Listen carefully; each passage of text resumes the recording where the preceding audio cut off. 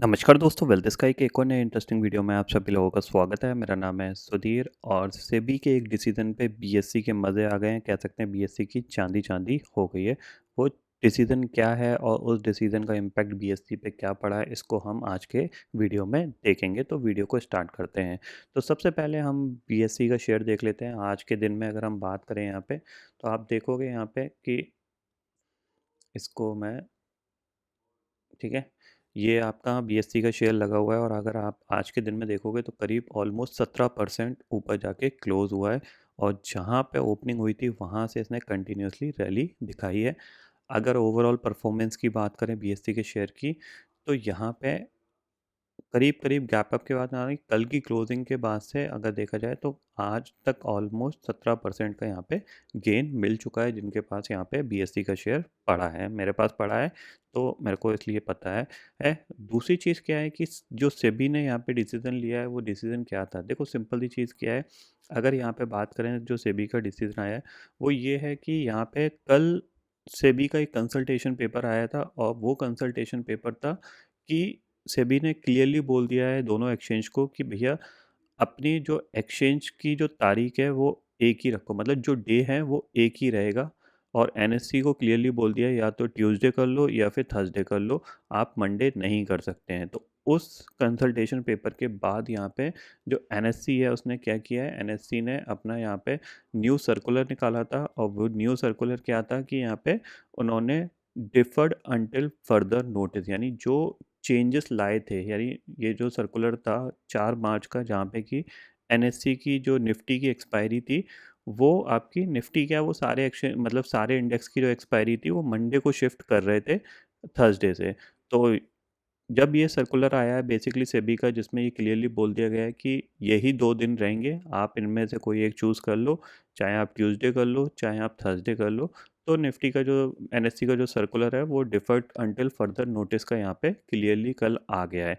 तो इसके आने के बाद हुआ क्या है, बेसिकली क्या हुआ था कि बीएससी का शेयर क्यों गिर रहा था, उसके पीछे का रीज़न था यहाँ पे कि अगर आप टॉप से देखोगे, टॉप से ऑलमोस्ट बीएससी का शेयर करीब करीब यहाँ पे 38-40% मान सकते हैं गिर गया था। जबकि सर्कुल गिर पहले गया था, सर्कुलर तो बाद में आया था, ठीक है ना। सर्कुलर आया था 4 तारीख को, तो 4 तारीख से आप देख सकते हैं यहाँ पे 4 तारीख से पहले ही ये करीब करीब 30% गिर चुका था, ठीक है ना। अगर आप यहाँ से मेज़र करोगे तो करीब 35% ये गिर चुका था, ठीक है।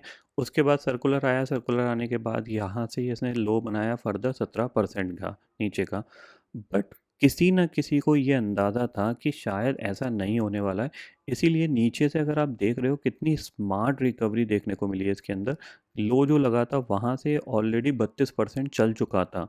कल न्यूज़ आई है, आज फिर 18%, ये 17% ऊपर जाके बंद हुआ है।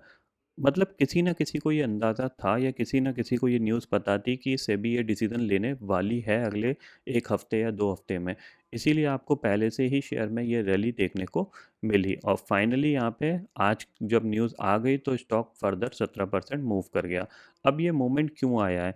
देखो इस मूवमेंट का सबसे मेजर रोल क्या है कि जब एनएससी ने अपनी एक्सपायरी मंडे शिफ्ट की गई थी, तब ऐसा कैलकुलेट किया जा रहा था जो बीएससी का डेरिवेटिव शेयर्स है जो बढ़ रहा है रेगुलरली बेसिस पे, धीरे धीरे इंक्रीज होता जा रहा है, वो उसमें करीब 5 से 7% तक का ड्रॉप देखने को मिल सकता है।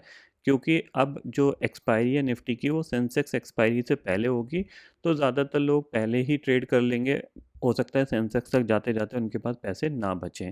सिंपल सी चीज़ है। तो जो मार्केट शेयर कम होने वाला था 5% का, वो बेसिकली यहाँ पे हिट कर रहा था, जिसकी वजह से स्टॉक प्राइस गिरा था। अब जाहिर सी बात है जब ये सर्कुलर आ गया और अब एनएससी की जो एक्सपायरी रहेगी वो थर्सडे के दिन ही रहेंगी, तो सेम चीज़ है, तो वो शेयर यहाँ पे रिकवर हो गया है। तो सेबी के इस कंसल्टेशन पेपर के बाद कह सकते हैं बीएससी के मज़े हैं और धीरे धीरे बीएससी मार्केट शेयर खा रहा है एनएससी का।